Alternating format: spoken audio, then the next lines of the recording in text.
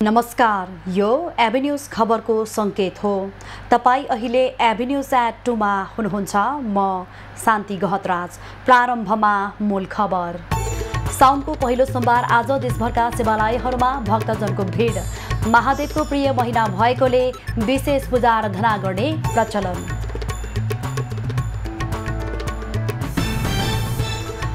बागमती र लुम्बिनीमा नयाँ सरकारको लागि आह्वान। बागमतीमा कांग्रेसका लामा र लुम्बिनीमा एमालेका आचार्यले दाबी पेश गर्ने।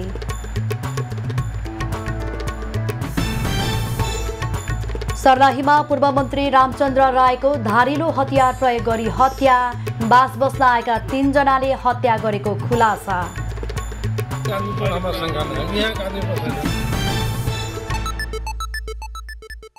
अब खबरको सिलसिला प्रारम्भ गरौँ।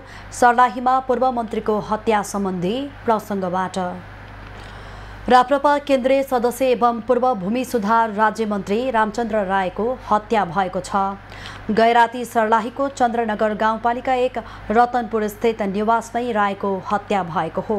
80 वर्षीय रायको हत्याबारे अनुसन्धान सुरु भएको प्रहरीले जनाएको छ। दर्शकबिन, हिजो राति 12 बजेको समयमा सर्लाही जिल्लाकै चर्चित लोकप्रिय नेता तथा पूर्व मन्त्री र राष्ट्रिय प्रजातन्त्र पार्टी राजेन्द्र लिङ्गदेल समूहको केन्द्रीय सदस्य समेत रहेका रामचन्द्र रायको विभत्स हत्या भएको छ। अब यसलाई चाहिँ सत्य तथ्यलाई छानबिन गरेर दोषी जुन छ दोषीलाई चाहिँ पत्ता लगाएर आवश्यक कारबाहीको दायरामा ल्याउनै पर्छ। अब यसले गर्दा एउटा चाहिँ शान्ति सुरक्षामा ठुलो एउटा चुनौती थपियो। त्यसकारणले अब यो सम्बन्धित निकायले अविलम्ब यसलाई चाहिँ छानबिन गरेर यसलाई चाहिँ दोषी को छ दोषीलाई चाहिँ कानुनी दायरामा ल्याएर कडाभन्दा कडा कारबाही चाहिँ गर्नुपर्दछ। अकल्पनीय एकदमै दुःखद घटना हो। यो घटना हामीले कल्पनै नगरेको घटना घटेको छ। यसको अब तत्काल अनुसन्धान भएर दोषीलाई कानुनको दायराभित्र ल्याएर तत्काल कारबाहीको कानुनी न्यायको कठघरामा उभ्याएर यस्तो कृत्य गर्नेलाई हदैसम्मको कारबाहीको प्रक्रिया जारी गर्नुपर्छ। र उहाँको हत्या धारिलो घरेलु हतियार प्रयोग गरेर भएको प्रहरीले जनाएको छ। कहाँ रहिरहने कहीं ठट पर्छ कोई चिने जान के मानिजे के रहलो कि चिम जान के पंचायती के बारे में ओकरा कह रहले कि फरियादी से कहते बात कह रहले। अब सूत्र मानिजे के नींद पड़ गेल होती इतना होती तो घटना घटा दे भनिया से 3 जना थियो। अब पूरा गर्छु अनि पूरा गरेर माथि गएछ केटा अनि उहाँले जानुभयो भित्र गएपछि अब मैले चाहिँ 12 बजे छोराले मलाई गरेपछि म आएँ। पेशाब करेगा लाइन कटल होती है जाए से गेट दूर खोला रहा। तू कै बजे यहाँ आइलु ए ठमन? हम ये 4-5 दिन से रोपनी के टाइम है ना 4-5 दिन से लगातार रहे थे। नीचे में क्या हाल है? नीचे में बाहर के आदमी रही कहाँ के रही मैंने न चिन्ह जोकरा हम एउटा नयाँ छी अभी। यसै सन्दर्भमा हामी अहिले जिल्ला प्रहरी कार्यालय सर्लाहीमा आइपुगेका छौं र जिल्ला प्रहरी कार्यालयका डीएसपी तथा प्रहरी प्रवक्ता दीपक श्रेष्ठसँग यो हत्याको विषयमा थप जानकारी लिने प्रयास गरिरहेका छौं। सूक्ष्म रूपले अनुसन्धान गर्दाखेरि मृतक रामचन्द्र रायको घरको पछाडिपट्टि अन्दाजित 50 मिटर उत्तर पश्चिमको साइडमा रहेको ठाउँमा त्यो घटनामा प्रयोग भएको जस्तो देखिने फर्सा भन्ने हतियार हुन्छ जसले चाहिँ उखु काट्न प्रयोग हुन्छ भन्ने बुझेको छ। सो समेत हामीले बरामद कानुन सम्मत बरामद गरी उहाँको मृतक लासलाई पोस्टमार्टमका लागि प्रादेशिक अस्पतालमा राखिएको छ र घटना सम्बन्धमा थप अनुसन्धान र सोधपुछ गर्ने कार्य भएको छ र प्राविधिक रूपमा समेत हामी सूक्ष्म रूपले अनुसन्धान गरिरहेका छौँ। रामचन्द्र रायको जुन हत्या भएको छ त्यसमा एक किसिमको फर्साको प्रयोग गरेर धारिलो हतियार प्रयोग गरेर उहाँको हत्या भएको हो र यस विषयमा शिकारी कुकुरहरूको पनि परिचालन गरिएको थियो र सूक्ष्म अनुसन्धान हुँदैछ। जति पनि व्यक्तिहरू छ यहाँका जिल्लाका स्थानीयहरूले हदैसम्मको कारबाही यस्तो घटना घटाउने व्यक्तिलाई हदैसम्मको कारबाही हुनु पर्यो भनेर माग गरेको छ। एभिन्यूज खबरको लागि बख्तियार अली सर्लाही। प्रधानमन्त्री केपी ओलीसँग सांसदहरूको पहिलो प्रत्यक्ष प्रश्नोत्तर कार्यक्रम आज हुँदैछ, जसको लागि आज दिउँसो 1 बजे प्रतिनिधि सभा बैठक बोलाइएको छ। प्रतिनिधि सभा नियमावली बमोजिम उक्त कार्यक्रम तय भएको हो। नियमावलीमा प्रत्येक महिना प्रश्नोत्तरको कार्यक्रम हुने उल्लेख छ। प्रतिनिधि सभा नियमावलीको नियम 56 मा प्रधानमन्त्रीको प्रत्यक्ष प्रश्नोत्तर व्यवस्था छ। नियमावलीले प्रत्येक महिनाको पहिलो हप्ताको कुनै एक दिन बैठकको 1 घण्टा प्रश्नोत्तर हुने व्यवस्था छ। प्रतिनिधि सभामा प्रश्नका लागि वर्णानुक्रम अनुसार सदस्यहरूको समूह विभाजन गरेको छ। सोही समूहका सदस्यले मात्र प्रश्न गर्न पाउनेछन्। यस्ता प्रश्न सभामुखले तोकेको दिनभित्रै सचिवालयमा दर्ता गर्ने अभ्यास छ। एक दिनमा बढीमा 15 सदस्यले प्रश्न गर्न पाउने व्यवस्था नियमावलीले गरेको छ। आजको प्रतिनिधि सभा बैठकमा कानुन, न्याय तथा संसदीय मामिला मन्त्री अजय चौरसियाले राष्ट्रिय सभामा उत्पत्ति भएको विधान सम्बन्धी विधेयक 2080 माथि विचार गरियोस् भनी प्रस्ताव पेश गर्ने सम्भावित कार्यसूची छ। बागमती प्रदेशको मुख्यमन्त्रीको लागि नेपाली कांग्रेसका बहादुर सिंह लामाले आज दाबी पेश गर्दैछन्। कांग्रेस संसदीय दलका नेता लामाले प्रदेश प्रमुख यादव चन्द्र शर्मा समक्ष मुख्यमन्त्रीको लागि दाबी पेश गर्न लागेका हुन्। प्रदेश प्रमुख शर्माले नयाँ सरकार गठन गर्न आह्वान गरेसँगै नेकपा एमालेको समर्थनमा कांग्रेसका लामाले मुख्यमन्त्रीमा दाबी पेश गर्न लागेका हुन्। प्रदेश प्रमुख शर्माले संविधानको धारा 168 को उपधारा 2 बमोजिम सरकार गठनको लागि दाबी पेश गर्न साउन 8 गते साँझ 5 बजेसम्मको समय तोकेका छन्। माओवादी केन्द्रका नेता शालिग्राम जमकटेले आइतबार मुख्यमन्त्रीबाट राजीनामा दिएका थिए। उनको राजीनामा हिजै स्वीकृत भइसकेको छ। प्रदेश प्रमुख शर्माले जमकटेलाई अर्को सरकार गठन नभएसम्मका लागि संविधानको धारा 169 को उपधारा 3 बमोजिम काम चलाउ सरकारको रूपमा कार्य सञ्चालन गर्न अनुमति दिएका छन्। नयाँ सत्ता समीकरण बनेसँगै बागमतीमा अब चौथो पटक एमाले र कांग्रेसको गठबन्धन सरकार बन्नेछ। नयाँ सरकारमा एमालेले 7 वटा मन्त्रालय मागेको छ। मन्त्रालय भागभण्डाको विषय टुङ्गिन बाँकी रहेको छ। 110 सदस्यीय प्रदेश सभामा सरकार निर्माणको लागि 56 मत आवश्यक पर्छ। प्रदेशमा कांग्रेस र एमालेको सहजै बहुमत पुग्ने अवस्था रहेको छ। प्रदेश सभामा कांग्रेसका 37, एमालेका 27, माओवादीका 21, राप्रपाका 13, नेकपा यसका 7 र हाम्रो नेपाली पार्टीका 2 सांसद छन्।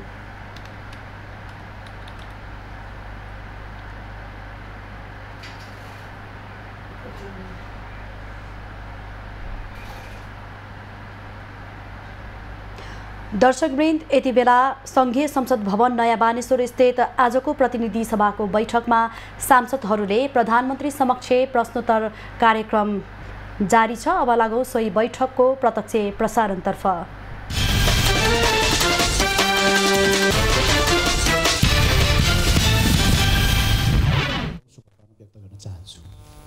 सम्माननीय सभामुख महोदय मार्फत सम्माननीय प्रधानमन्त्रीज्यूमा मेरो प्रश्न छ। नम्बर 1, आर्थिक वर्ष 2081-82 को बजेट वक्तव्यको क्रम सङ्ख्या 83, 84 र 85 मा उल्लेख भए बमोजिम गण्डकी त्रिभुज आयोजना आर्थिक दृष्टिकोणले महत्त्वपूर्ण छ।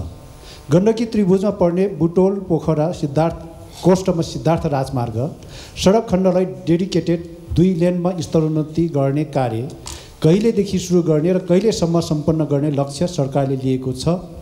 साथै हिउँदमा विद्युत आयात र वर्षातमा निर्यात गर्ने व्यवस्थाको अन्त गर्दै हिउँद वर्ष निरन्तर विद्युत निर्यात गर्ने अवस्थामा पुर्याउनका लागि जलाशययुक्त जलविद्युत आयोजना निर्माण गर्नुपर्दछ।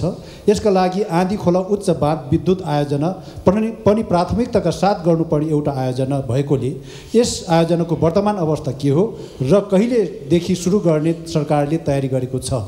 नम्बर 2, मुलुकको वर्तमान आर्थिक अवस्थालाई सुधार गर्नका लागि आर्थिक सुशासन अपरिहार्य विषय हो र आर्थिक सुशासन कायम गर्न गैर सरकारी कारोबारको अन्त्य गर्नुपर्दछ। गैर कानुनी कारोबार अन्त्य गर्नका लागि सरकारको के तयारी छ? धन्यवाद। अब सम्माननीय प्रधानमन्त्री केपी शर्मा ओलीलाई उक्त प्रश्नको जवाफ दिन अनुमति दिन्छु। सम्माननीय सभामुख महोदय, आज नेपालको लोकतान्त्रिक प्रगतिवादी परिवर्तनकारी आन्दोलनको एउटा महान हस्ती, महान योगदान गरेका व्यक्तित्व,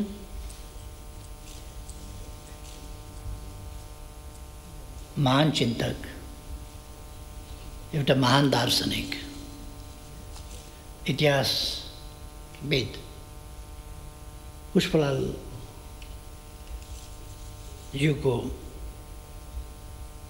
46औं स्मृति दिवस हो र यस सन्दर्भमा म पुष्पलाल ज्यूप्रति हार्दिक सम्मान र श्रद्धासुमन अर्पण गर्न चाहन्छु। मैले उहाँको थर नभनेर पुष्पलाल मात्रै भने। उहाँ जातीयता झल्किने खालका कुनै कुरा नगरेर उहाँहरूले एउटा अभियानै चलाउनु भएको थियो, नाम मात्रै लेख्ने।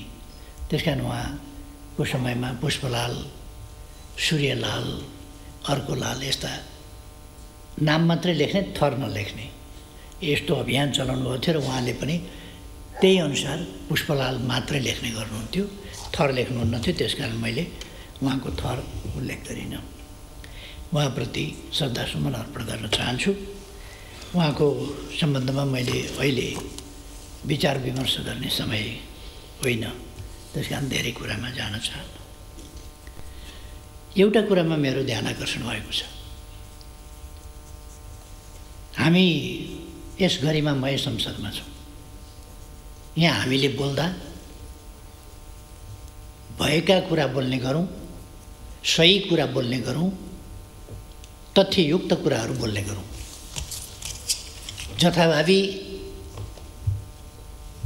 राजनीति फरक होला, पार्टी फरक होला,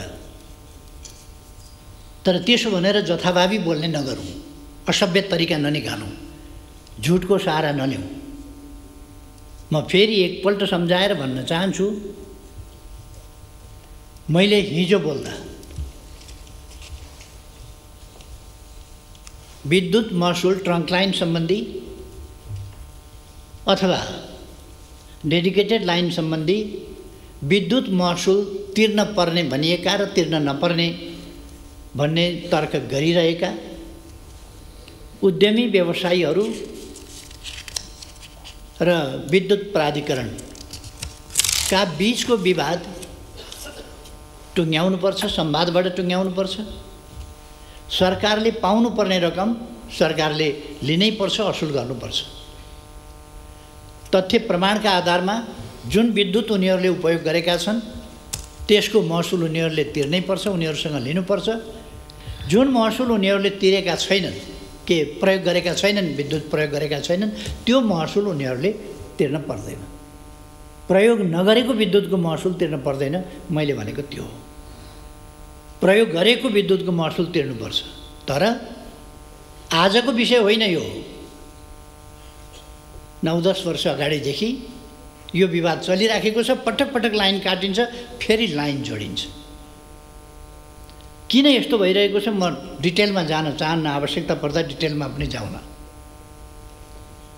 मलाई कुनै लप्पन छप्पन गर्नु छैन, म सिरियसली भन्दैछु। मलाई कुनै लप्पन छप्पन गर्नु छैन। मलाई कुनै बेठिक खालका सेटिङ र विभिन्न खालका तन्त्रहरूका पछाडि कुद्नु पनि छैन। मैले देशको हितको पक्षमा, जनताको हितको पक्षमा 60 वर्ष लगभग समर्पण गरेको छु। बाँकी जिन्दगी पनि समर्पण गर्छु, क्लिनली, स्वच्छताका साथ। त्यो म फेरि दृढताका साथ राख्न चाहन्छु।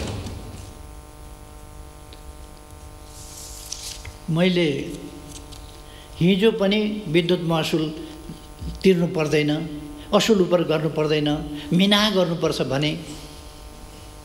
भन्ने एउटा फेरि हिजो मात्रै मैले यहाँ बोलेको कुरा। तिर्नुपर्ने जति तिर्नुपर्छ, तिर्नु नपर्ने तिर्नु पर्दैन, विवाद छ, हामी अध्ययन गरेर टुङ्ग्याउँछौँ भनिराखेको छु। हिजो मात्रै कसरी मैले तिर्नु पर्दैन भने रेकर्ड छ। यहाँ उपस्थित हुनुहुन्न थियो भने रेकर्ड सुनेर कन्फर्म भएर कुरा गर्नु बाँच्छ नि। म भन्न चाहन्छु हामी गरिमामय संसदमा छौँ। हामी जनताले छानेर पठाएका प्रतिनिधिले त्यस हैसियतमा बोल्नुपर्छ। कहिले सुन होइन पित्तल चढायो भनेको छ, कहिले अनेक प्रकारका फोटाहरू छपाएको छ, अनेक गरेको छ। यो खालको तरिका माननीयको हैसियतमा शोभनीय हुँदैन। सत्य कुराहरू गर्न सिक्नुपर्छ, सत्य कुरा बोल्नुपर्छ।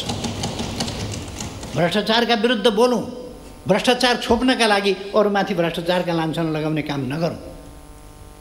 म मान्यज्यूहरूलाई भन्न चाहन्छु, हामी कुनै खेलवाड गर्न, यहाँ कुनै गालमुखाल गर्न यहाँ आएका होइनौँ। देश र जनताप्रति साँच्चैको जिम्मेवारी बोध गरेर हामी आएका हौँ र अवस्थामा परिवर्तन ल्याउँछौँ। सङ्कल्पका साथ यहाँ आएका हौँ, गर्नका लागि यहाँ आएका हौँ। प्रधानमन्त्री बनेको कसैलाई चित्त नबुझ्या हुनसक्छ, ठिक छ नि, नबन्न सक्छ। कसैलाई मर्का पनि पर्या हुनसक्छ। यो त दलीय व्यवस्था हो। त्यो कुरा राजनीतिक हिसाबले, प्रश्नहरू राजनीतिक हिसाबले नै अगाडि बढाउँ।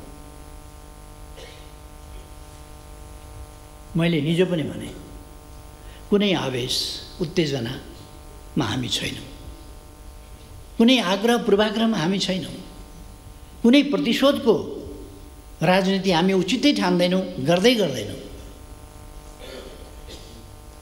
तर झुटा लान्छनाहरू लगातार लगाउने कुरा प्रति जवाफदेही हुनुपर्छ भन्ने कुरा चाहिँ म राख्न चाहन्छु।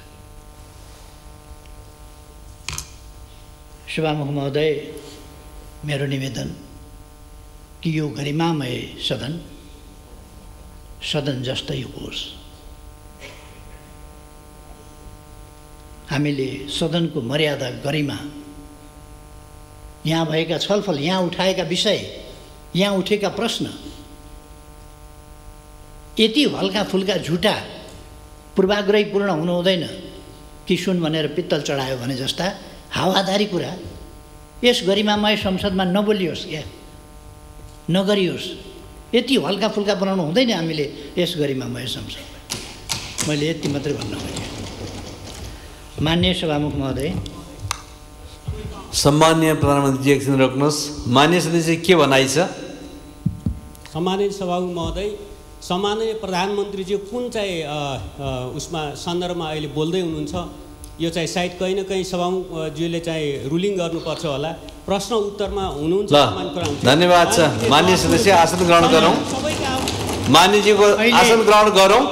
ध्यान आकर्षण भएको छ, मैले त्यतै लान कोसिस गरिरहेको छु। माननीय सदस्य आसन ग्रहण गरौँ। प्रश्नोत्तर नै गरिराखेको छु। म कसलाई गाली गरेको छ र? माननीय सदस्य आसन ग्रहण गरौँ। गाली गरे, गाली नगरौँ भन्दैछु म, उल्टै गाली। माननीय सदस्य आसन ग्रहण गरौँ। प्रधानमन्त्रीजीलाई विषय केन्द्रित भएर अगाडि बढ्नको लागि म निर्देश गर्दछु। सभामुख महोदय, म बिल्कुल विषय केन्द्रित छु, बिल्कुल विषय केन्द्रित छु। संसदमा उठेका प्रश्नहरूको लिखितको जवाब दिनुपर्ने, त्योभन्दा अगाडि अलिखित नै बिचमा बाटैमा आइपुग्यो। त्यसकारण यसो नगरौँ भन्ने मात्रै मेरो आग्रह हो। यसो नगरौँ। मैले कुनै गाली गलौज कसैलाई गरेको छैन, मैले खालि सचेत गराएको हो। आवेश उत्तेजनामा आउनुपर्ने कुनै आवश्यकता छैन। धन्यवाद। सभामुख महोदय, बजेट वक्तव्यमा उल्लेख भएको भरतपुर, बुटवल, पोखरा, मुगलिन, भरतपुरलाई तीनवटा कोणमा राखेर गण्डकी आर्थिक त्रिभुजको परियोजना निजी क्षेत्रसँग सहकार्यमा एकीकृत विकासको अवधारणा अनुरूप नमुना विकास अभियान सञ्चालन गर्ने गरी भनेर ल्याइएको कार्यक्रम हो। यस कार्यक्रमबाट यातायात पूर्वाधारको विकास मात्र नभएर औद्योगिक विकासका साथै ऊर्जा क्षेत्र, कृषि तथा पर्यटन क्षेत्रको विकास एवं रोजगारीका अवसरहरू सिर्जना हुने विश्वास गरिएको छ। प्रस्तुत गण्डकी त्रिभुज आयोजना अन्तर्गत पर्ने बुटौल पोखरा सिद्धार्थ राजमार्ग सडक खण्डलाई 2 लेनमा स्तरोन्नति गर्न चालु आर्थिक वर्षमा बजेट विनियोजन गरिएको छ भने सिद्धबाबा सुरुङ मार्गको कार्य अन्तिम चरणमा पुगेको छ। चालु आर्थिक वर्षको पहिलो त्रैमासिकबाटै काम गर्ने गरी बजेट कार्यान्वयन कार्ययोजना तयार भइसकेको छ। यस सन्दर्भमा साउन महिनाबाटै काम अगाडि बढाउने गरी सम्बन्धित निकायलाई निर्देशन समेत भइसकेको छ। प्रस्तुत सडकलाई सुरक्षित छिटो गतिमा आधुनिक एवं आर्थिक करिडोरको रूपमा विकास गर्न निजी पुँजी समेत परिचालन गर्ने गरी नवीनतम विधिमा विकास सहायता समेत परिचालन गर्ने गरी प्रक्रिया अगाडि बढाइएको समेत जानकारी गराउन चाहन्छु। यसमा यद्यपि यो त्रिभुज गण्डकी आर्थिक त्रिभुज परियोजना भन्ने जुन छ यो कति पर्याप्त अध्ययन, कति विश्लेषण, सम्भाव्यताको अध्ययन, कति विषयहरू नबाच्ने गरी ल्याइएको छ त्यो अलिकति हेर्नु त पर्ने छँदैछ। त्यो हेरिनेछ। फेरि पनि यो विकास निर्माणसँग आएको कुरा हुनाले यसमा रहेका कमीहरूलाई करेक्सन गरेर सच्याएर र यसलाई प्रभावकारी ढङ्गले कार्यान्वयनमा अगाडि बढाइनेछ। म त्यो मान्यज्यूलाई आश्वस्त पार्न चाहन्छु। मान्यज्यूले उठाउनु भएको दोस्रो विषय आँधी खोला उच्च बाँध विद्युत आयोजनाको सम्बन्धमा स्पष्ट गर्न चाहन्छु। स्याङ्जा जिल्लाको कालीगण्डकी गाउँपालिका मोतीचौरको आँधी खोलामा प्रस्तावित बाँधस्थल र गल्याङ नगरपालिकाको वडा नम्बर 3 मा विद्युत गृह रहेको आँधी खोला जलाशययुक्त जलविद्युत आयोजनाबाट 180 मेगावाट विद्युत उत्पादन गर्ने लक्ष्य रहेको छ। हालसम्म यस आयोजनाको पूर्व सम्भाव्यता अध्ययन गर्ने कार्य सम्पन्न भई वातावरणीय अध्ययन कार्य स्वीकृत भइसकेको छ। हालसम्मको अध्ययनबाट आयोजना निर्माण गर्न प्राविधिक रूपमा उपयुक्त देखिएको छ। यस आयोजनाको निर्माण गर्न गल्याङ नगरपालिकामा 712 घरहरू विस्थापित गर्नुपर्ने चुनौती भने रहेको छ। यस आयोजना निर्माणका लागि मोडालिटी टुङ्ग्याई लगानी जुटाउने, updated feasibility and detail design report तयार गर्ने, बोलपत्र आह्वान गरी निर्माण गर्ने लगायतका कार्य स्वीकृत कार्ययोजना अनुसार अगाडि बढाउने विश्वास दिलाउन चाहन्छु। मान्यज्यूले उठाउनु भएको अर्को विषय आर्थिक सुशासन कायम गर्ने सम्बन्धमा प्रश्न गर्न चाहन्छु।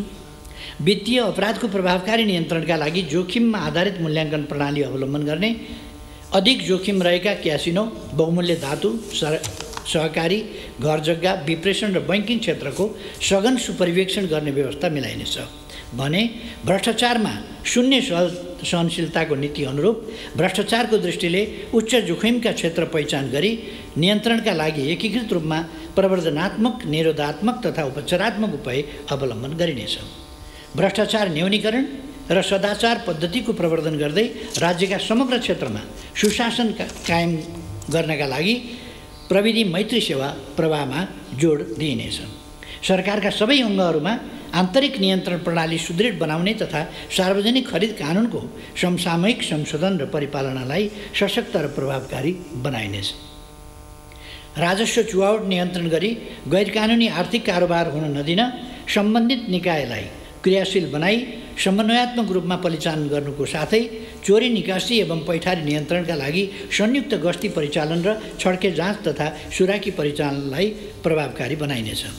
राजस्व परिचालनलाई प्रभावकारी बनाई आर्थिक सुशासन कायम गर्न केन्द्रीय बीजक अनुगमन प्रणाली, आशीकुडा प्रणाली, VCTS सूचना प्रणाली, भूमि व्यवस्थापन तथा अभिलेख सूचना प्रणाली बीच अन्तर आबद्धता कायम गरी एकीकृत करदाता सूचना प्रणालीको विकास गर्नेछ।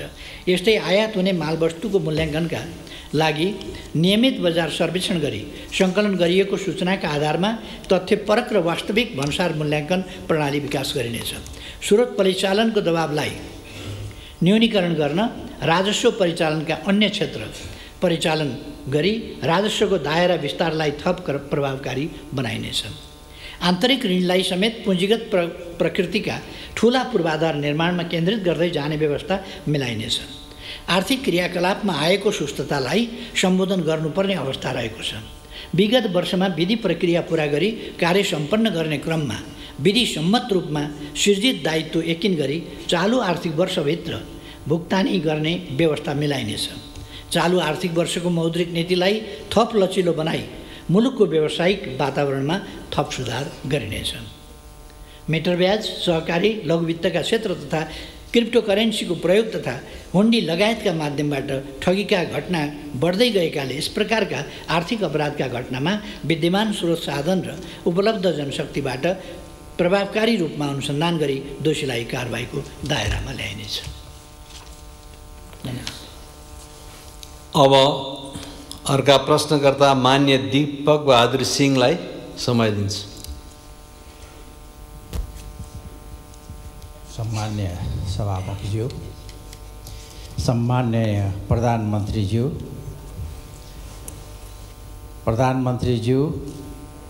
मन्त्रीज्यूहरूलाई बधाई तथा शुभकामना दिन चाहन्छु म र मेरो पार्टीको तर्फबाट। सम्मान्य प्रधानमन्त्रीज्यू, तपाईँ प्रधानमन्त्री भएको बेला कालापानी, लिपुलेक र लिपियाधुरा सहितको भूभाग समेटेर जो नेपालको चुच्चे नक्सा जारी गर्नुभएको थियो। हामी नेपालीहरू विचार बेग्लै भए पनि हामीले सोचेका थियौँ बल्ल एउटा राष्ट्रवादी प्रधानमन्त्री यो देशले पाएको छ। तर प्रधानमन्त्रीज्यू आज चौथो पटक तपाईँ प्रधानमन्त्री भइराख्नु भएको छ। अहिलेसम्म ती भूभागहरू नक्सामा मात्र सीमित भएको छ। नेपाली जनतालाई तपाईको यो कार्यकालमा ती भूभागहरू नेपालको अधीनमा स्वामित्वमा आएको 3 करोड नेपाली जनताहरूले हेर्न चाहिराखेको छ।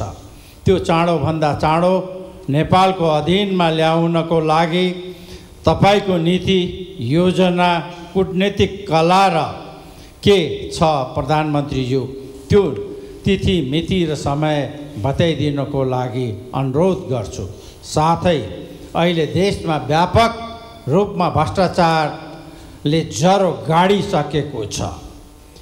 हरेक तह र हरेक क्षेत्रमा भ्रष्टाचारको सीमा नागिसकेको छ। त्यसलाई नियन्त्रण गर्न सक्ने आँट, साहस, हिम्मत र कला पशुपतिनाथले हाम्रो प्रधानमन्त्रीलाई दियोस् भन्ने म प्रार्थना गर्न चाहन्छु। यही सन्दर्भमा सयौं काण्डहरू देशमा भइराखेको छ। त्यो मध्येमा जम्मा 4वटा काण्ड म यहाँहरूको अगाडि प्रधानमन्त्रीज्यूको अगाडि पस्किन गइराखेको छु, जो जनताको मन मस्तिष्कमा गाँजिरहेको छ। हरेक नेपालीका आँखाले हेर्न चाहिराखेको छ। अब हाम्रो प्रधानमन्त्रीले यो काण्डमा कस्तो निर्णय गर्नुहुनेछ भन्ने। 1. नेपाललाई तस्करहरूको केन्द्र बनाउने सुन काण्ड, जसमा नेपालका ठुल्ठुला नेतादेखि व्यक्तिहरू मुछिएका छन्, त्यसको अन्तिम जडसम्म पुगेर कसरी पुग्ने हो प्रधानमन्त्रीज्यूलाई थाहा नै छ। अब के हुन्छ, निर्णय के हुन्छ, ती राष्ट्रद्रोहीहरूलाई के सजाय दिने हो, त्यो के हुन्छ भन्ने नेपाली जनताले खोजेको छ। अर्को, नेपाललाई लाखौं गरिब जनताहरूको सहकारीमा राखेको पैसा, अरबौं रुपियाँ बर्मलुट गरेकालाई पर्दाफास गर्न जनताहरूले जम्मा गरेका पुँजी, बचत रकम जनतालाई कहिले फिर्ता गर्न सकिन्छ, त्यसको जवाफ जनताले मागिराखेको छ। सहकारीमा कुनै एउटा मात्र पार्टीको नाम यही हाउसमा पटक पटक आइराखेको छ। तर जति ठुल्ठुला पार्टी छन् त्यति नै मान्छे सहकारीमा मिसिएको त्यो विभिन्न सहकारीको डाटाबाट थाहा भइसकेको छ। त्यसको जवाफ जनताले माग्न चाहिरहेको छ। गिरीबन्धु टी स्टेट सरकारको सम्पत्ति हो। अब सरकारले यसलाई कसरी सट्टा भर्नाको माध्यमबाट कि त्यो भेगमा उद्योग धन्दा कल कारखाना र नगर विकासको परिधारणा गरिकन एउटा सिटी डेभलप गर्ने हो। त्यो अदालतले निर्णय गरिसकेको हुनाले त्यसमा चाहिँ त्यतातिर पनि ध्यान दियोस् र प्रधानमन्त्रीज्यूको के विचार छ त्यो पनि जनताले जान्न चाहन्छ। अर्को कुरो, हिजो भर्खर यही सदनमा उपसभामुखज्यूको बारेमा विभिन्न कुराहरू हाम्रै अगाडि गर्दाखेरि मैले यही टिभीमा देखेको थिएँ, आँखाभरि आँसु राखेर। एउटा सोसल फिल्डमा काम गरेको एउटा महिला जनजातिको लागि चाहिँ त्यस्तो गर्नु उचित थिएन सब प्रधानमन्त्रीज्यू। आज उहाँले त खाली माननीय सदस्य प्रश्न सकियो, अलिकति बाँकी छ सभामा। त्यो लेखेर दिएकै प्रश्न हो। यो भुटानी शरणार्थीमा त्योभन्दा पनि खतरनाक छ। यही जवाफ माग्नको लागि म प्रधानमन्त्रीज्यूलाई। माननीय सदस्य लिखित प्रश्न बाहिर नजाउँ। ल अब सम्माननीय प्रधानमन्त्रीज्यू जवाफ दिनुहोस्।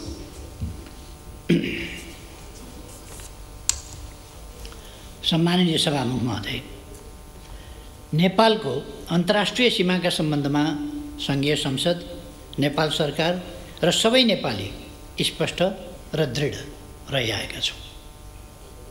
नेपालको संविधानको मिति 77-3-4 भएको दोस्रो संशोधन मार्फत नयाँ नक्सा समेटी संविधानको अनुसूची 3 राखिएको तथा सीमा सम्बन्धी विषयमा हामी बीच अभूतपूर्व राष्ट्रिय सहमति रहेको छ।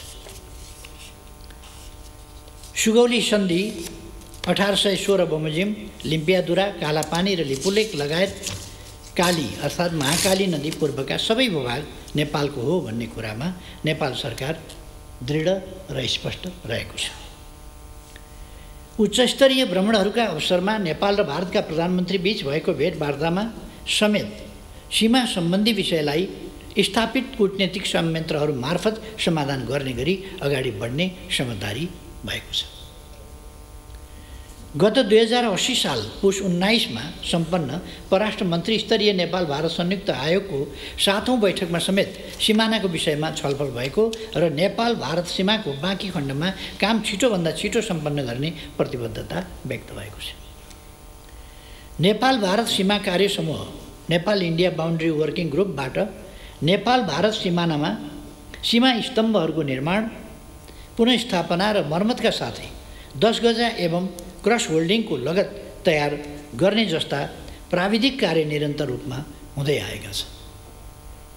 द्विपक्षीय अनुकूलतामा यसका बैठक सुचारू गर्ने सम्बन्धमा पहल भइरहेको छ।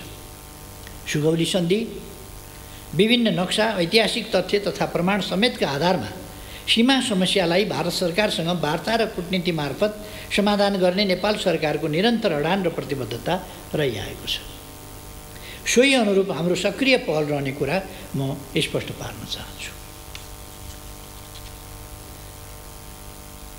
यस सम्बन्धमा दार्चुला जिल्लाको छाङ्ग्रुमा सशस्त्र प्रहरी बल नेपालको गुल्मे स्थापना गरिएको छ भने दार्चुला जिल्लामा भारततर्फ 5 वटा र चीनतर्फ एउटा गरी 6 वटा बिओपीहरू समेत थप गरिएको छ। सुशासन, सेवा प्रवाह र विकास निर्माणको बाधकको रूपमा रहेको भ्रष्टाचार निवारण वर्तमान सरकारको प्रमुख प्राथमिकताको विषय हो। भ्रष्टाचार निवारणका लागि सरकारले सम्भाव्य सबै उपायहरूको अवलम्बन गर्नेछ। सुनकाण्ड, सहकारी ठगी, नक्कली भुटानी शरणार्थी लगायतका मान्यज्यूले उठाउनुभएका विषयहरूमा म के प्रश्न पार्न चाहन्छु भने आम जनताको चाहना बमोजिम राष्ट्रिय हितको रक्षा गर्न, भ्रष्टाचार नियन्त्रण गरी सुशासन कायम गर्न सरकार प्रतिबद्ध छ। ठुला साना जोसुकै भए पनि दोषीलाई कानुनी दायरामा ल्याइने प्रतिबद्धता व्यक्त गर्न चाहन्छु। यस सम्बन्धी कतिपय विषयहरू न्यायिक निकायहरूमा विचाराधीन समेत रहेकाले सोही बमोजिम न्याय निरूपण हुनेछ। र म थप के भन्न चाहन्छु भने कुनै पनि प्रकारको भ्रष्टाचार सम्बन्धमा मुलायजा गरिने छैन, कुनै पनि दल विशेष भनेर हेरिने छैन, छुट्याइने छैन, कोही पनि भ्रष्टाचार गर्ने व्यक्तिका अनुहार हेरिने छैन। अनुहार नहेरिकन व्यवहार हेरेर कारबाही गरिनेछ। यसमा म गरिमामय संसदका सबै मान्य सदस्यज्यूहरूलाई ढुक्क रहन आग्रह गर्न चाहन्छु। धन्यवाद। अब प्रश्नकर्ता माननीय सदस्य डाक्टर धवल शमशेर जङ्गबहादुर राणा। सम्मान्य सभामुखज्यू, सम्मान्य प्रधानमन्त्रीज्यू, तपाईँलाई र तपाईँको मन्त्री परिषदको सफलताको शुभकामना गर्दै मैले त भ्रष्टाचारकै विषयमै सवालहरू राखेको थिएँ। तपाईँबाट त्यसको जवाबहरू आइसकेको छ, तैपनि म केही लेखेकै कुरामा थप्न चाहन्छु। यो आजको दिनमा नेपालमा राजनीति र राजनीति गर्ने नेताहरूलाई कस्तो दृष्टिकोणले जनताले हेर्छ, यो दृष्टिकोणलाई सुधार गर्नको लागि हामीले 2046 सालबाट नेताहरूको सम्पत्ति छानबिन गरेर दोषीलाई कारबाही गर्न पर्ने आवश्यकता छ। प्रधानमन्त्रीज्यू, र प्रतिष्ठित ठाउँमा पद ओगटेका नेताहरूले अकुत सम्पत्ति कमाएको कहाँबाट आयो भन्ने कुरालाई छानबिन गर्नुभयो भने धेरै नेताहरू जेल जान्छन्। यो विषयमा प्रधानमन्त्रीज्यू गम्भीर हुनुहुन्छ भनेर मैले विश्वास लिएको छु। संविधानलाई नि के सकारात्मक रूपमा परिवर्तन गर्ने भनेर भन्नुभएको छ, त्यो पनि तपाईँले गर्नुहुन्छ भन्ने विश्वास लिएको छु। र भ्रष्टाचारकै विषयमा कुरा गर्दाखेरि हिजो मात्रै यो गरिमय सदनभित्र एकजना पूर्व मन्त्री हालका सांसदले आफ्नो छोराको सर्टिफिकेटलाई टेकुमा गएर इक्विभलेन्स गर्दाखेरि दिनभरि उहाँलाई झुल्यायो, लट्क्यायो र 5 बजे बज्न लागेपछि 5,000 रुपियाँ बिचौलियालाई दिएपछि उहाँको काम कागज तुरुन्तै हातमा आयो। उहाँले यस्तो भन्दा यो सदन तरङ्गित भएको मैले देखिनँ। एकजना सांसदलाई नि त्यहाँ कर्मचारीका घुस दिएर काम गराइन्छ र सदन तरङ्गित हुँदैन। हामी गम्भीर हुँदैनौँ। हामीले देशलाई कहाँ पुगाइसकेको रहेछौँ। सदनभित्र सांसदसित पैसा मागेर पैसा लिँदाखेरि पनि हामीले त्यो विषयमा गम्भीरता देखाउन छाडिसकेको छौँ। मान्य सदस्य आफ्नो लिखित प्रश्न पढ्न सक्नुहुन्छ, त्योभन्दा धेरै व्याख्यामा नजाउँ। धन्यवाद। के हो लिखित प्रश्न, त्यसलाई सट्ट राखिदिनुहोस्। अन्तिममा हिजो राति पूर्व मन्त्री रामचन्द्र रायजीको फारममा उहाँको बर्बर रूपले हत्या भएको छ। प्रधानमन्त्रीज्यू, यो विषयमा दोषीलाई कारबाही हुन्छ भन्ने विश्वास लिएको छु। धन्यवाद। सम्मान्य प्रधानमन्त्रीज्यू। सभामुख महोदय,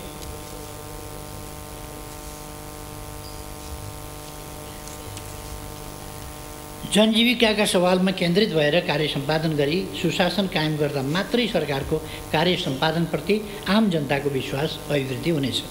तसर्थ विभिन्न समयमा चर्चामा आएका भ्रष्टाचार र अकुत सम्पत्ति आर्जनका आरोपहरूको निष्पक्ष र स्वतन्त्र छानबिनमा सरकार प्रतिबद्ध छ। जहाँसम्म सहकारीको विषय छ, यसमा सहकारी क्षेत्र तथा बचतकर्ताहरूले भोग्नु परेका समस्या सम्बोधन गर्न विगतमा गठित कार्यदलहरूबाट प्राप्त हुन आएका सुझाव एवं सहकारी पीडितहरूसँग पटक पटक गरिएका सहमतिहरू कार्यान्वयन गर्न भूमि व्यवस्था, सहकारी तथा गरिबी निवारण मन्त्रालयबाट विभिन्न प्रयासहरू अगाडि बढेका छन्। समस्याग्रस्त घोषणा भएका सबै सहकारी संस्थाका बचतकर्ताहरूसँग अनलाइन मार्फत माग गरिए बमोजिम 59,587वटा मागदाबी निवेदन प्राप्त भएको र 35,51,72,35,000 रुपैयाँ बराबरको दायित्व यकिन गरिएको छ।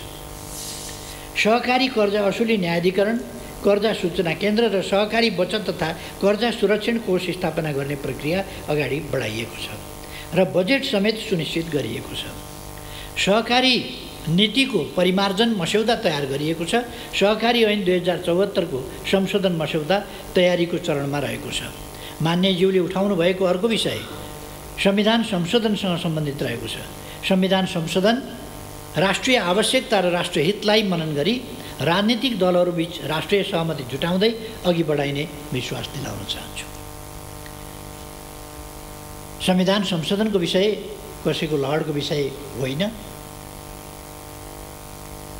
र यो समयको माग देशको आवश्यकताका लागि हो भन्ने कुरा मैले हिजो पनि भने, फेरि दोहोऱ्याउँछु।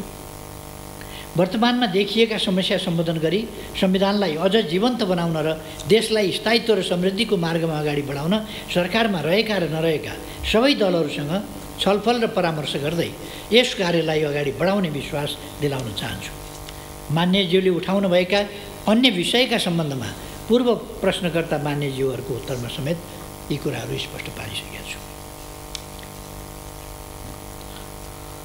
अब प्रश्नकर्ता मान्य सदस्य दीपक बोहरा अनुपस्थित देखिनु भएकोले उहाँको अनुपस्थितिमा उहाँको तर्फबाट प्रश्न सोध्न उपयुक्त देखिएन, अत सूचीबाट उक्त प्रश्न हटाएको कुरा म प्रश्न पार्न चाहन्छु। यस पछाडि प्रश्नकर्ता मान्य सदस्य देवी प्रकाश भट्टचन्द आफ्नो प्रश्नलाई वाचन गरेर प्रश्न राखिदिनुहोला।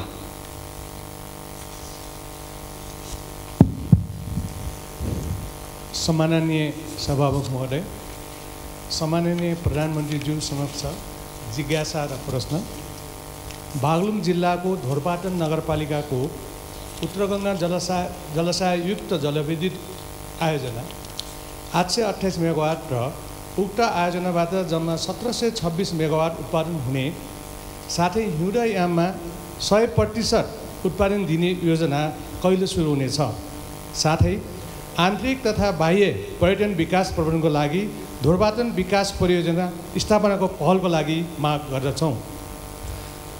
मुस्ताङ जिल्लाको लोमनथाङमा लम्बाइ 10 किलोमिटर चौडाइ 4 किलोमिटर भएको उत्कृष्ट युरेनियमको भण्डार रहेको प्रारम्भिक अध्ययनले देखाएकोमा सोको उत्खनन प्रक्रिया कहिलेदेखि अगाडि बढ्छ?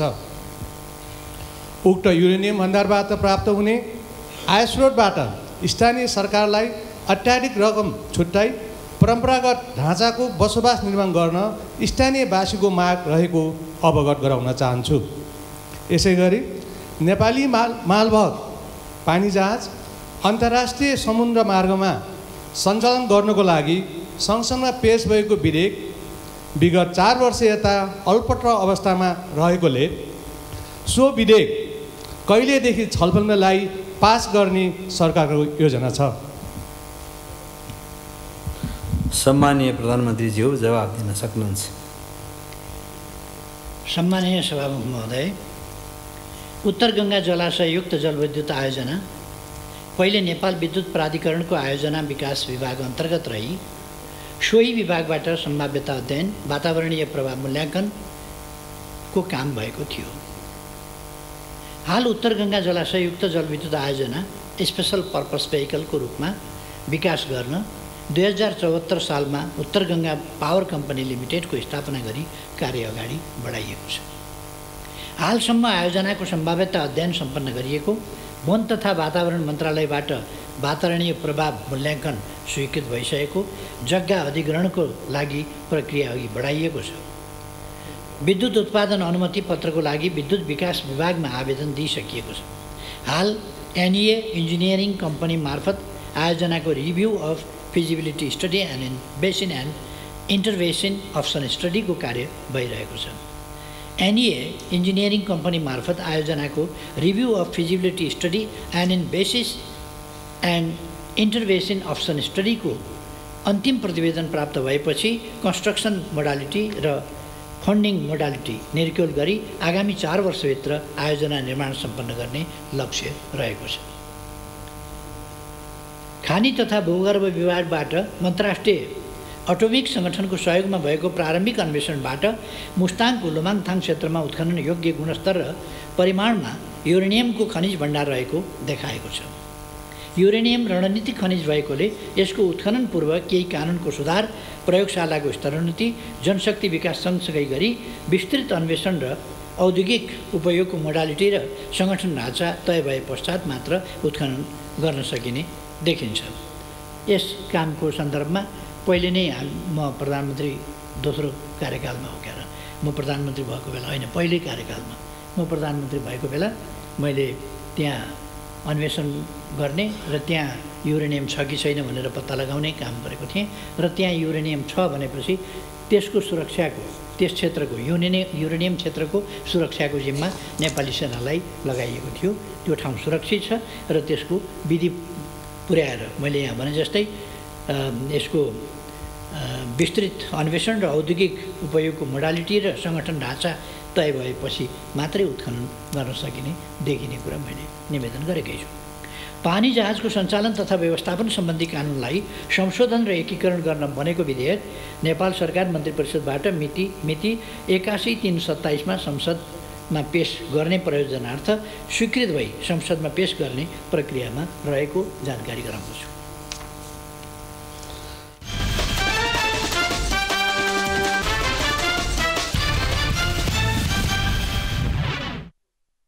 शिवम सिमेन्ट, भरोसा अटुट सम्बन्धको।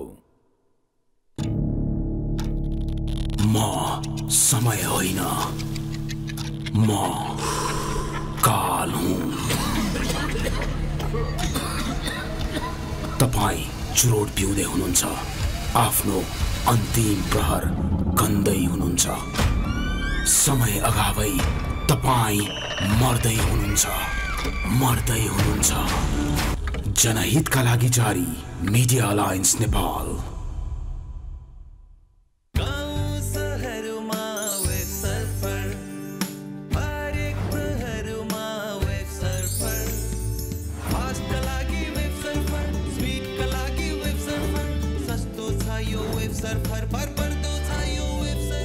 फाइबर इन्टरनेट र आइपिटिभी भनेकै web surfer. Visit www.websurfer.com.np। Japanese प्रविधिमा सञ्चालित लिफ्ट, अटो टोयलेट, जागुजीको प्रयोगमा डिलक्स तथा स्विट रुमहरू, सेमिनार हल सहितको hotel Sara Pokhara, lake side 14 number street. Shivam cement, भरोसा अटुट सम्बन्धको।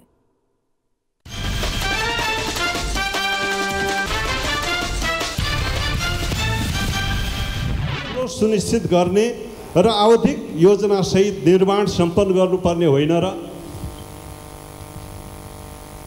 यस सन्दर्भमा सभामुख महोदय, नेपाली काङ्ग्रेस समेत रहेको पछिल्लो सरकारले एउटा निर्णय गरेको छ। अर्थ मन्त्रालय, भौतिक पूर्वाधार, रक्षा मन्त्रालय समेत भएर यस सन्दर्भमा अब यसलाई 2 वर्षमा 3 मिटरको पैदल बाटो ट्र्याक ओपन गर्ने र 5 वर्षमा पुरै सडक सम्पन्न गर्ने भनेर मिति 2080-6/5 भौतिक पूर्वाधार मन्त्रालयले माननीय मन्त्री स्तरीय निर्णय पनि गरेको छ र तर त्यो पछिल्लो सरकारबाट कार्यान्वयन हुन सकेन। त्यसकारण म जिज्ञासा साथ अनुरोध गर्न चाहन्छु कि वर्तमान सरकारले यही प्रस्तावित योजना, कार्ययोजना, 5 वर्षीय कार्ययोजनालाई कार्यान्वयन गर्ने र त्यही कार्ययोजना अनुसार आवश्यक रकम छुट्याउने गरी विशेष निर्णय गर्नका निमित्त मेरो आग्रह र ध्यानाकर्षण सहित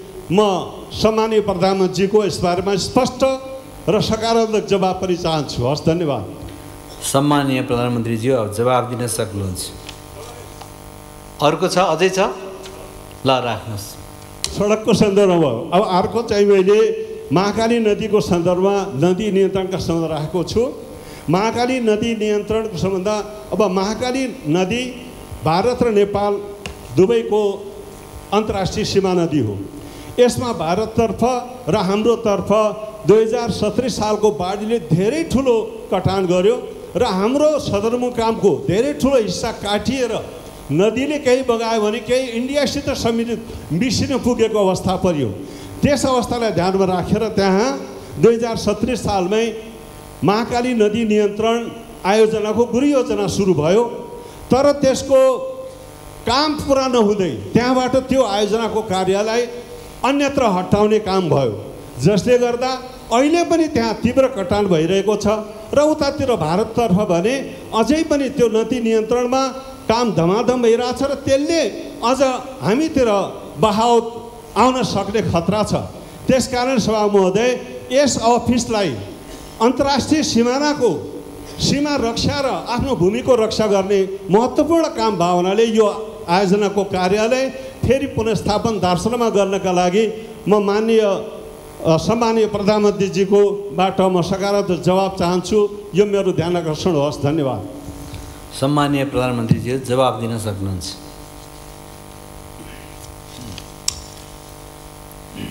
सम्माननीय सभामुख महोदय, मान्यज्यूले उठाउनु भएको प्रश्नको सम्बन्धमा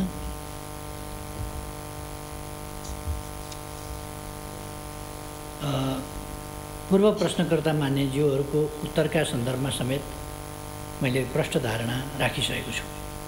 यहाँ मान्यज्यूले उठाउनुभएका अन्य विषयको सम्बन्धमा प्रश्न पार्न चाहन्छु। महाकाली करिडोर आयोजना अन्तर्गतको तुषारपानी कोटेश्वर टिङ्कर खण्डमा 80% कडा चट्टान रहेको र विस्फोटक पदार्थको व्यवस्थापनको सहजता भई निर्माण कार्यमा कम समय लाग्ने र कार्यप्रगति छोटो हुने उद्देश्यका साथ नेपाली सेना मार्फत कार्य भइरहेको छ। यो निर्णय सभामुख महोदय, म प्रधानमन्त्री भएकै बेला 77 साल वैशाख 14 गतेको मन्त्री परिषदको निर्णयबाट दार्चुला तिङ्कर सडकको 134 किलोमिटर मध्ये निर्माण हुन बाँकी रहेको 79 किलोमिटरको अन्तिम सडक खण्ड तुषारपानी कोठेधार तिङ्कर सडक निर्माणको जिम्मा नेपाली सेनालाई सुम्पिने निर्णय गर्दा साबिककै उक्त निर्णयमा नै साबिक जस्तै रातो किताबमा बजेट विनियोजन भइरहेको अवस्था समेत त्यसलाई अन्त्य गरेर, किनभने त्यो चट्टानी भूभाग भएको हुनाले अरूले गर्न गाह्रो हुने भएको हुनाले नेपाली सेनालाई सुम्पिएको थियो।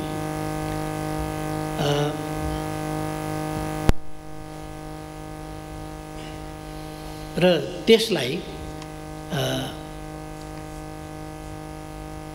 सकेसम्म छिटो प्रगति गराउने उद्देश्यका साथ काम अगाडि बढाइएको छ। बढाइने कुरा म मान्यज्यूलाई आश्वस्त पार्न चाहन्छु।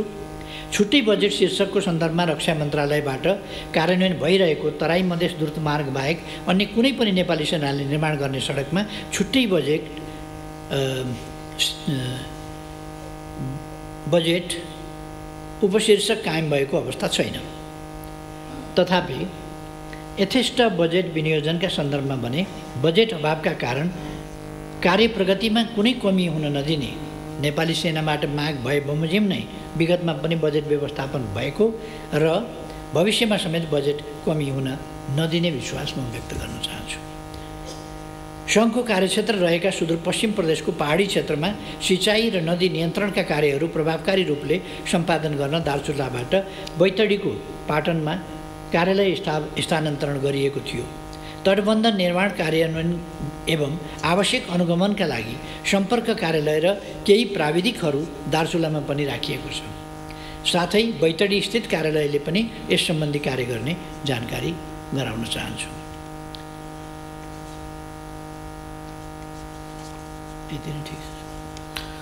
अब प्रश्नकर्ता मान्य सदस्य दुर्गा राईलाई प्रश्न राख्न अनुमति दिन्छु।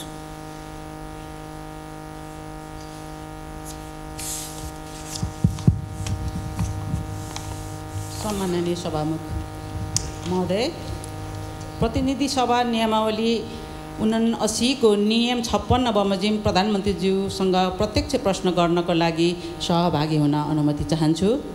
सभामुख महोदय मार्फत सम्माननीय प्रधानमन्त्रीज्यूलाई मेरो प्रश्न। सर्वप्रथम प्रधानमन्त्रीज्यूलाई बधाई दिन चाहन्छु। गत असार 17 गते मध्यराति के पर्यो त्यस्तो आपद 12 घण्टा उज्यालो पर्खिन नसकिने गरी संसदको पहिलो र दोस्रो सङ्ख्याका ठुलो दलहरूले 7 बुँदे सम्झौता गर्नुको कारण के हो र यसलाई आम नेपाली नागरिकले थाहा पाउँदा विद्रोह गर्ने बुँदाहरू समावेश छन् र अर्को कुरा संविधान संशोधन गर्ने भन्दै आम उत्पीडितहरूको प्राप्त अधिकार खोज्न लागि त होइन भन्ने आम उत्पीडित समुदायहरूको चासो छ। साथै प्रधानमन्त्रीज्यू, कानुन न्याय तथा मानव अधिकार समितिमा रहेको सङ्क्रमणकालीन न्याय सम्बन्धी विधेयक कहिले टुङ्गाउने हो? सरकार र प्रधानमन्त्रीज्यूको के भनाइ छ? मेरा प्रश्नहरू प्रधानमन्त्रीज्यू लिखित रूपमा 4 गते मैले बुझाएको हुनाले यस सम्मानित सदनलाई मैले आफ्ना क्वेसनहरू प्रश्नहरू फेरि प्रत्यक्ष रूपमा प्रधानमन्त्रीज्यूलाई सोध्न मेरो कर्तव्य सोचे। त्यसैले जवाफ हिजो आए तापनि मैले 4 गते बुझाएको क्वेसन भएको हुनाले आज फेरि प्रधानमन्त्रीज्यूलाई प्रत्यक्ष सोध्ने अनुमति चाहे। धन्यवाद। सम्माननीय प्रधानमन्त्रीज्यू जवाफ दिन सक्नुहुन्छ। सभामुख महोदय, म प्रश्नकर्तालाई धन्यवाद दिन चाहन्छु। मैले नबुझेको कुरा के भने नि, हामी यो गरिमामय संसदको समय हामी सांसदहरू कस्ता कुरामा अल्झिनुपर्छ, कस्ता कुरा अल्झिनु हुँदैन। पार्टीहरूका बिचका सहमति एएमभित्र हुनुपर्छ कि पिएमभित्र हुनुपर्छ, कति बजेर कति मिनट जाँदा हुनुपर्छ, यस्तो कुनै कहीँ कतै छ र? यस्तो हुन्छ कहीँ कतै? यो एएमभित्र सक्नुपर्छ या पिएम लागेपछि गर्न हुँदैन, या पिएमभित्र सक्नुपर्छ, वा यति बजेर यति मिनट गएपछि अफिस अफ हुन्छ। पोलिटिकल पार्टीहरूको अफिस अफ हुँदैन, पोलिटिकल एक्टिभिटीको अफिस अफ हुँदैन, घडीको अफिस पनि अफ हुँदैन, समयको गति पनि अफ हुँदैन। त्यसकारण यो समय गतिशील समय छ। त्यति बेला थकाइ लागेकाहरू सुत्छन्, दिउँसो पनि सुत्छन् नि, थकाइ नलागेकाहरू बस्छन्, काम पनि गर्छन्, लेखकहरू बस्छन्, चिन्तकहरू बस्छन्, अरू पनि बस्छन्, विचार विमर्श गर्नेहरू पनि बस्छन्। त्यसकारण यस्तो सानोतिनो कुराहरूमा टाउको दुखाएर समय खेर फाल्नु म कुनै आवश्यकता देख्दिनँ। आम नेपाली नागरिकले थाहा पाउँदा विद्रोह गर्ने कुराहरू पनि समाजमा छन् र भनेर हिजो त भनिसकेँ त मैले। त्यसपछि त मैले बुझाउनु भएको छ प्रश्न। हिजो मैले भनिसकेँ के छन्, 7वटा जवाब मैले त भनिसकेँ। बुदामा के छ त 7वटा बुदा। सबै देशका लागि, जनताका लागि, जनताको हितमा। अब कसैलाई त मर्का परे आउन सक्छ, मैले अघि नै भने, कसैलाई मर्का परे आउन सक्छ, त्यो बेग्लै कुरा हो। तर यो देशको जनताको हितको पक्षमा छ, त्यो प्रतिबद्धताका साथ यो गरिएको हो। अब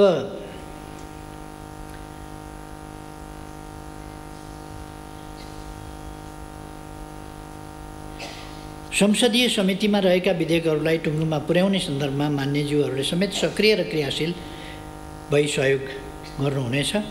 सरकारको यस सम्बन्धमा पूर्ण सहयोग र पूर्ण ध्यान रहनेछ। म यति मान्यजीलाई आश्वस्त पार्न चाहन्छु। अब प्रश्नकर्ता मान्य सदस्य दीपक गिरी, प्रश्न राख्नुहोस्।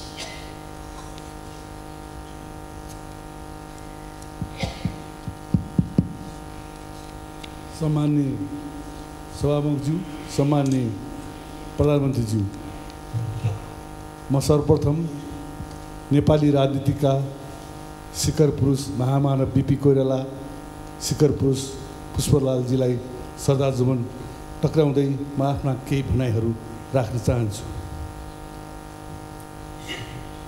सम्माननीय सभामुख महोदय, सम्माननीय प्रधानमन्त्रीज्यू, यस सम्मानित सदनमा म सर्वप्रथम सम्माननीय प्रधानमन्त्रीजीलाई तपाईँको नेतृत्वमा सरकार गठन भएकोमा हार्दिक बधाई ज्ञापन गर्दै सफल कार्यकालको शुभकामना व्यक्त गर्दछु।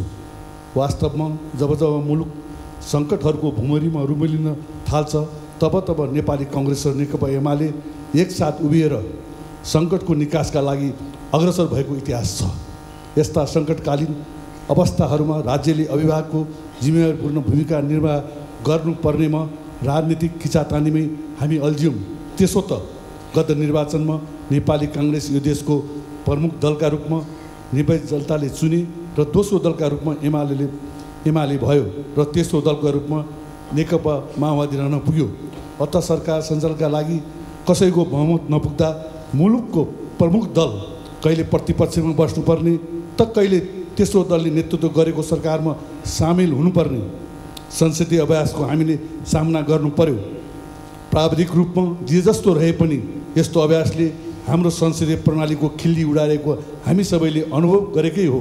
यस्तो राजनीतिक अस्थिरताका कारण सरकारले जनजीविकाका सवालमा प्रवाह गर्नुपर्ने सेवाहरूमा तदारुकता नहुनु स्वाभाविक थियो र यस्तो हुँदा संसदीय लोकतन्त्रप्रति नै प्रश्न गरेर जनतामा भ्रम सृजना गर्नेहरूको खेती क्रमशः सुरु हुँदै गर्दा संसदीय लोकतन्त्र समावेशीकरण र खास गरी परिवर्तित प्रणालीको रक्षाका लागि मुलुकका प्रमुख दल एक ठाउँमा उभिन जरुरी थियो।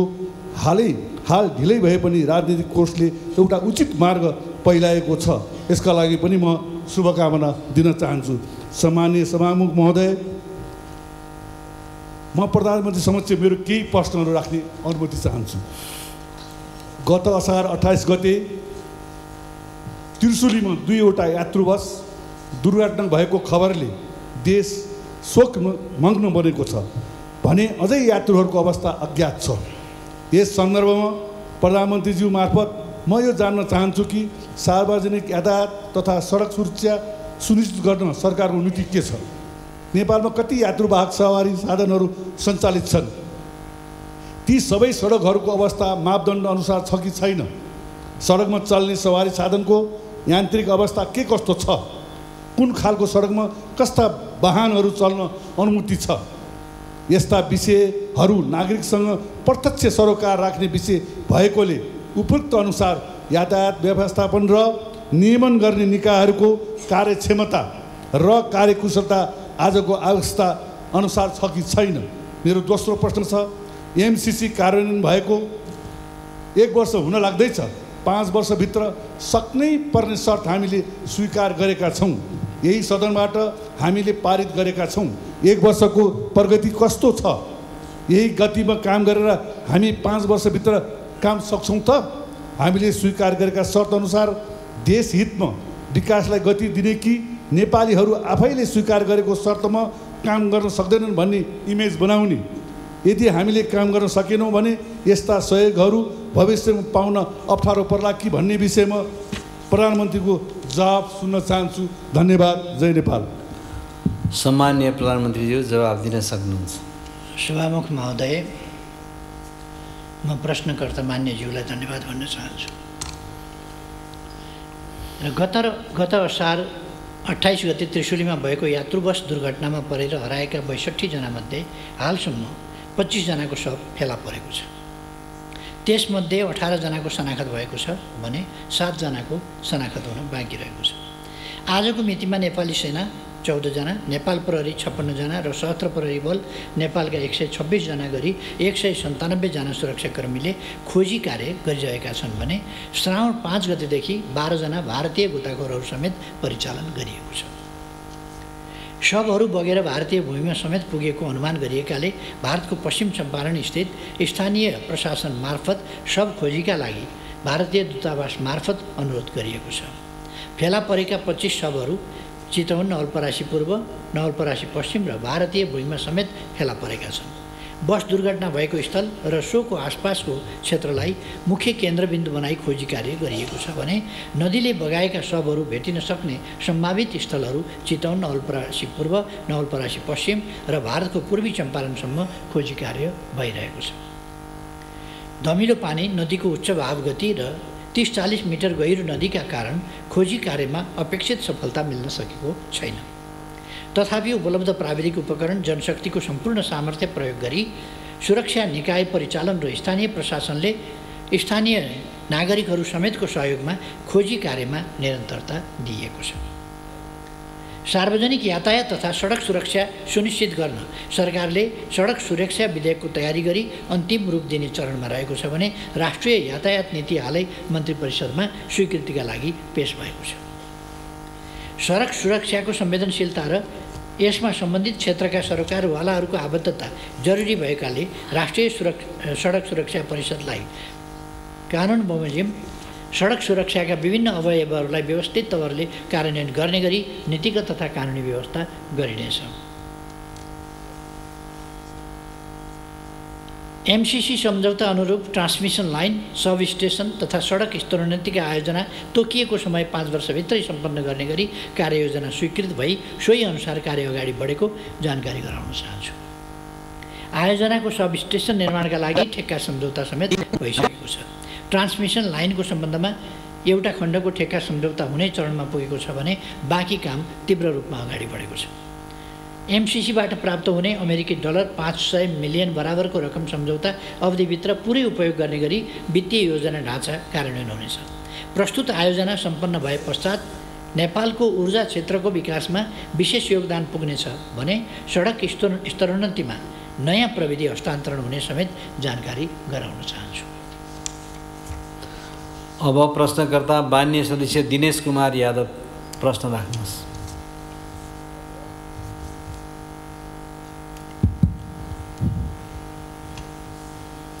सम्माननीय सभामुख महोदय, सम्माननीय प्रधानमन्त्रीज्यू,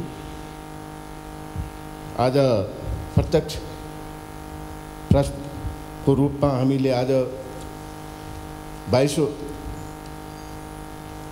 आज हिजो 6 गते बिपी स्मृति दिवस र आज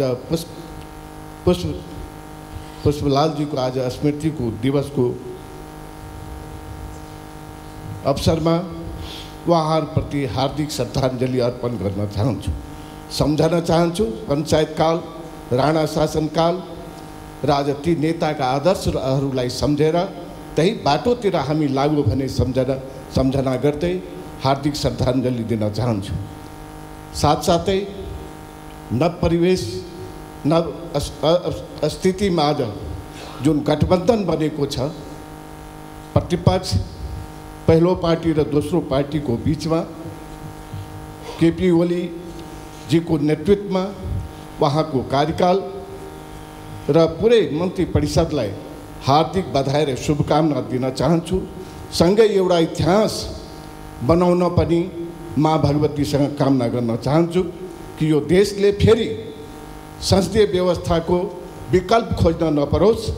त्यसकारण हामी सम्पूर्ण संसदले आज 70 वर्षदेखि गरेको सङ्घर्षलाई अगाडि लाउँदै आम जनताको विश्वासलाई जित्ने काम यो क्याबिनेटले गर्नेछ भन्ने विश्वास राख्दै आज मेरो 3वटा प्रश्न छ।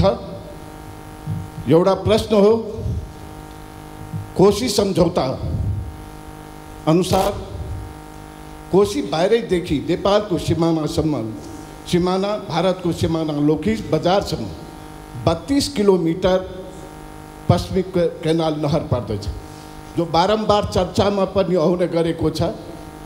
त्यो नहरमा भारतको सिमानामा दुवैतर्फ त्यो ड्याममा पक्की सडक बनेको छ। नेपालको दक्षिणी भेगमा पर्ने यो नहर जो 32 किलोमिटर पर्छ, त्यस भेगको जनतालाई यति असहनीय भएको छ कि गर्मीमा धुलायाम हुन्छ, वर्षामा हिलो हुन्छ। त्यो त्यहाँको भेगका जनताहरूलाई आवत जावत गर्न साह्रै कठिनाइ परेको छ। यस कुरामा हामीले सम्बन्धित राजदूत जाँदाखेरि हामीले ध्यान आकर्षण सर्वदलीय गराएका पनि हो, तर पहल हुन सकिरहेको छैन। त्यसकारण मेरो सम्माननीय प्रधानमन्त्रीसँग आग्रह छ कि यसमा यो कोशी सम्झौता अनुसार नै पहल गर्नको लागि, कूटनीतिक पहल भारतसँग गर्नको लागि मेरो हार्दिक अनुरोध छ। दोस्रो, 70 जिल्लालाई हामी पहिला सगरमाथा अञ्चल भन्ने गर्थ्यौँ, जसको सदरमुकाम राजविराज थियो। सोलुदेखि राजविराजसम्म हामीले पहिला पनि धेरै प्रयास गरेको कि यो सडक सगरमाथासँग जोडेर 70 को भारतको सिमानासँग एउटा सडक कायम होस्। तर धेरै प्रयासहरू भयो, धेरै सरकारको कार्यक्रमहरूमा, तर हुन सकेन। तर अहिले हुलाकी सडक अन्तर्गत यो सडकलाई विगत वर्षमा गाईघाटदेखि लिएर भारतको बनिनिया सीमासम्म लगभग 30 किलोमिटर पर्छ, जसको हुलाकी सडकले अर्थ मन्त्रालयमा स्वीकृतिको लागि फाइल पेश गर्दा त्यो हुन सकेन। मेरो आग्रह छ कि यो सडक पहाडी जिल्ला र 70 जिल्लालाई जोड्न, त्यहाँको जीवनयापनलाई बढाउन र समदूर सम्बन्ध पहाड र तराईको प्रदेशको हुनको लागि पनि यो सडक अति आवश्यक छ। यसमा प्रधानमन्त्रीको पहल होस् भन्न म चाहन्छु। अर्को, हामीले कृषिका कुरा गऱ्यौँ। कमला डाइभर्सन के अरे सुनकोशी मरिन डाइभर्सनको कुरा सबैले हामी उठायो। यो जिल्ला कति जिल्लामा जान्छ? पूर्वको जिल्ला पर्ने सप्तरी सिरहामा यो पानी पुग्न सक्दछ, त्यहाँको किसानलाई सिँचाइ हुन सक्दछ। त्यसकारण आग्रह छ कि राष्ट्रिय गौरवको योजनाभित्र राखेर कमला कोशी डाइभर्सनलाई त्यहाँ 70सम्मको सिँचाइ योजनामा परिवर्तन गर्नको लागि प्रधानमन्त्रीसँग हार्दिक अनुरोध छ। धन्यवाद। जय नेपाल। प्रश्नभन्दा मान्यज्यूले त माग राख्नुभयो जस्तो देखियो। खैर जे होस्, सम्माननीय प्रधानमन्त्रीज्यू जवाब दिन सक्नुहुन्छ। सभामुख महोदय, नेपालको भूभागमा पर्ने कोशी पश्चिम नहरको बाँधमा क्रमशः सडक कालोपत्रे भइरहेको छ। नहरको किनार अतिक्रमित भएकोले उक्त अतिक्रमण हटाई कालोपत्रे गर्न नेपाल सरकार, नेपाल र भारत द्विपक्षीय संयन्त्र मार्फत अनुरोध गरिनेछ। अर्को दोस्रो प्रश्न, उदयपुरको गाईघाटदेखि भारतीय सीमासम्मको सडक निर्माणको सन्दर्भमा पूर्व तयारीका कार्यहरू सम्पन्न भई गत आर्थिक वर्ष 80-81 स्रोत सहमति माग भएकोमा आर्थिक चापका कारण अगाडि बढाउन नसकिएकोले यस आर्थिक वर्षमा प्राथमिकताका साथ अगाडि बढाउने काम गरिनेछ। तेस्रो प्रश्न मान्यज्यूले उठाउनु भएको, नेपाल र भारतबाट संयुक्त रूपमा कोशी उच्च बाँधसँगै सुनकोशी कमला डाइभर्सन अध्ययनको चरणमा रहेको छ। अध्ययन सम्पन्न भएपछि यसको कार्यान्वयन अगाडि बढाइनेछ। यसै सन्दर्भमा मान्यजीले सुनकोशी मरिनको पनि कुरा गर्नुभएको थियो। त्यो मैले नै त्यसको शुभारम्भ शिलान्यास पनि गरेको थिएँ, त्यस आयोजनालाई अगाडि बढाएको थिएँ र यसलाई यो अलिकति यसलाई कोशी उच्च बाँधसँग पनि अलिकति जोड्ने काम भएको छ। त्यो जटिलताहरूलाई समेत ध्यानमा राखेर अगाडि बढाउने प्रयास गरिनेछ। धन्यवाद। अब प्रश्नकर्ता माननीय सदस्य दीपा शर्मा, प्रश्न आधारित संक्षिप्तमा राखिदिनुहोस्। प्रश्न पढ्नुहोस्। सम्माननीय सभामुख महोदय, आज नेपाल कम्युनिस्ट पार्टीका संस्थापक नेता आदरणीय पुष्पलालको 46औं स्मृति दिवसको अवसरमा उहाँप्रति उच्च सम्मानसहित भावपूर्ण श्रद्धाञ्जली व्यक्त गर्न चाहन्छु। हाम्रो पार्टीका श्रद्धेय अध्यक्ष एवं सम्माननीय प्रधानमन्त्री केपी शर्मा ओली लगायत उप प्रधानमन्त्री र मन्त्रीज्यूहरूलाई हार्दिक बधाईसहित सफल कार्यकालको सफलताको शुभकामना व्यक्त गर्न चाहन्छु। सम्माननीय प्रधानमन्त्री, राष्ट्रवादी एवं विकासका पर्यायवाची केपी शर्मा ओली र यो सरकारसँग सम्पूर्ण नेपाली नागरिकले निकै आशा, विश्वास र भरोसा गरेका छन्। जनताका आशा, विश्वास र भरोसा पुरा हुनेछन् भन्ने कुरामा मलाई विश्वास छ। म आज यो प्रश्न उत्तर कार्यक्रममा सम्माननीय प्रधानमन्त्रीज्यूलाई मेरो जिज्ञासा प्रश्न यस प्रकार रहेको छ। 2077 सालमा सम्माननीय प्रधानमन्त्रीज्यू नै त्यतिखेर सरकारको नेतृत्व गर्नुभएको थियो र यहाँको नेतृत्वमा गठित सरकारले आफ्नो कार्यकालमा थालनी गरिएका कैयौँ राष्ट्रिय गौरवका आयोजनाहरू, निर्वाचन क्षेत्र केन्द्रित रणनीति योजनाहरू र पालिका केन्द्रित योजनाहरू जस्तै सडक, पुल, अस्पतालहरू, बहुप्राविधिक विश्वविद्यालय, औद्योगिक ग्राम, प्रधानमन्त्री आधुनिक कृषि कार्यक्रम, राष्ट्रपति शैक्षिक सुधार कार्यक्रम, पोखरा क्षेत्रीय अन्तर्राष्ट्रिय विमानस्थल, गौतम बुद्ध अन्तर्राष्ट्रिय विमानस्थल, पुष्पलाल लोकमार्ग, मदन भण्डारी राजमार्ग, करिडोर र चक्रपथहरू, खेल मैदान, रङ्गशाला, रेलमार्ग, न्यानो सेटेलाइट र भूमि सम्बन्धी समस्याहरू जस्तै यस्ता धेरै जो अहिलेसम्म पनि कतिपय अगाडि बढ्नै सकेका छैनन् भने धेरै जसो योजनाहरू अलपत्र र अधुरा नै रहेका छन्। यी योजनाहरूलाई अगाडि बढाउनेतर्फ सम्माननीय प्रधानमन्त्रीज्यूले कसरी सोच्नु भएको छ जान्न चाहन्छु। धन्यवाद। सम्माननीय प्रधानमन्त्री जवाब दिन सक्नुहुन्छ। माननीय सदस्यज्यूलाई धन्यवाद छ। समृद्ध नेपाल, सुखी नेपाली जो राष्ट्रिय आकांक्षा हो, त्यो पुरा गर्न जसलाई हामीले गन्तव्य बनाएका छौँ त्यसलाई प्राप्त गर्न नै मैले 77 सालमा मेरो नेतृत्वमा गठित सरकारले कैयौँ राष्ट्रिय गौरवका आयोजनाहरू, यो 77मा मात्रै होइन कि अगाडिदेखि नै यो 74बाटै हामीले सुरु गरेका थियौँ र 75, 76, 77, 78सम्म हामीले विभिन्न आयोजनाहरू अगाडि बढाएका थियौँ र कयौँ राष्ट्रिय गौरवका आयोजनाहरू, निर्वाचन क्षेत्र केन्द्रित रणनीतिक योजनाहरू र पालिका केन्द्रित योजनाहरू सुरुवात गरेका थियौँ। यसरी थालनी गरेका मध्ये अधुरा र अल्पत्र योजनाहरूलाई स्रोत साधनको उचित व्यवस्थापन गरेर यथाशीघ्र अगाडि बढाउने र सम्पन्न गर्ने यस सरकारको प्राथमिकता रहेको छ। मैले हिजो पनि भनेको थिएँ, थालेका कामहरू सिद्ध्याउने हाम्रो प्राथमिकता हुनेछ। नयाँ थाल्ने मात्र होइन, थालेका काम सिद्ध्याउने, पुरा गर्ने, नतिजा प्राप्त गर्ने, यो हाम्रो प्राथमिकतामा रहन्छ अहिले भनेर मैले हिजो पनि बोलेको थिएँ। अर्को, कतिपय मान्यजीहरूले हिजोको बहसमा पनि मैले सुने, पूर्वाधार विकासका कुराहरूलाई खेर गएको जस्तो ठान्ने, यो सम्पत्ति खेर गएको जस्तो ठान्ने। पूर्वाधार विकासका पूर्वाधार भनेको विकासका पूर्वाधार हो नि त। पूर्वाधार नै नभइकन, पूर्वाधार भनेको जग जस्तो हो, पूर्वाधार नै नभइकन विकास कसरी हुन्छ त? विकासको पूर्वाधार। त्यसकारण पूर्वाधार भनेको विकासभन्दा अगाडि आउने चिज हो। त्यसले विकास अगाडि बढाउँछ, विकास अगाडि बढाउन मद्दत गर्छ। त्यसकारण त्यसलाई पूर्वाधार भनिन्छ। त्यो कुरा अलिकति नबुझ्न खोजेको जस्तो, अस्पताल भवन किन बनायो, विद्यालय भवन किन बनायो, कतिपय राष्ट्रिय गौरवका कुराहरू हुन्छन्, किन बनाइए, त्यसले कति लिटर दुध दियो, कति बोरा धान फल्यो, कति घोगा मकै फले जस्तो हिसाब हुँदैन त्यसको। हाम्रा कतिपय गौरवका कुरा हुन्छन्, हाम्रा कतिपय इतिहासका कुरा हुन्छन्, कतिपय ऐतिहासिक धरोहरहरू हुन्छन्, हाम्रो संस्कृति हुन्छ। त्यस कारण यसलाई ठ्याक्कै तत्कालको आयव्ययमा मात्रै जोडिँदैन।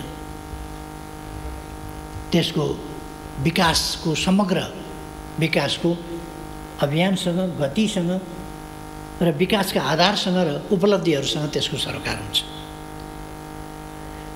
सीमित स्रोत र साधनको सदुपयोग गर्दै राष्ट्रिय गौरव रूपान्तरणकारी प्राथमिकता प्राप्त र राष्ट्रिय महत्त्वका अन्य आयोजनाहरूका बजेट अभाव नहुने व्यवस्था पनि मिलाइनेछ।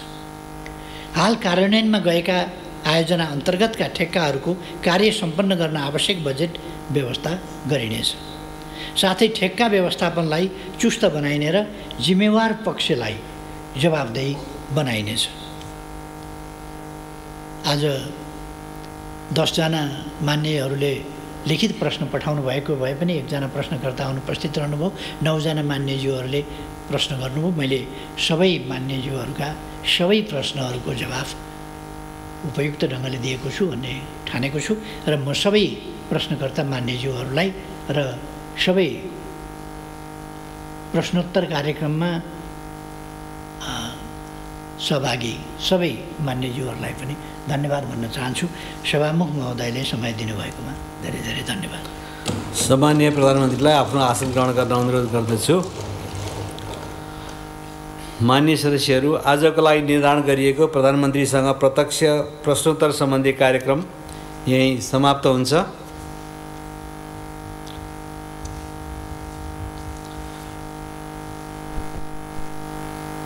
मान्य